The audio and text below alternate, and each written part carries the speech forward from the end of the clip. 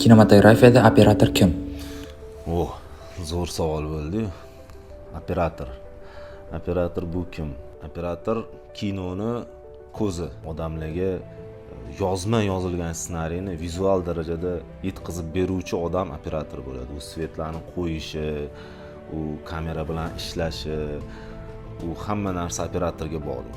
Rejissyor yaxshi bo'lsa, ssenariy yaxshi bo'lsa, aktyorlar yaxshi o'ynab bersa-yu, operator u narsani yaxshi olib bera olmasa, u emotsiyalar, shuncha harakat qilgan aktyorlarning emotsiyalari va rejissyor baqirib, o'tga yugurganlari u odamga, tomoshabinga yetkazib berilmaydi. Operator kamerani kerakli joydan ko'zingizga yoki sizni atsanka emotsiyalaringizni ko'rsatib bera olmaydigan bo'lib qo'yadigan bo'lsa, u kinodan siz mazza qila olmaysiz. Ya'ni ming zo'r ssenariyingiz bo'lsa, ming zo'r aktyorlarni yo'llang, ming zo'r rejissyor bo'ling, operator o'zini ishini a'lo darajada bajarmasa, u kino proval degani.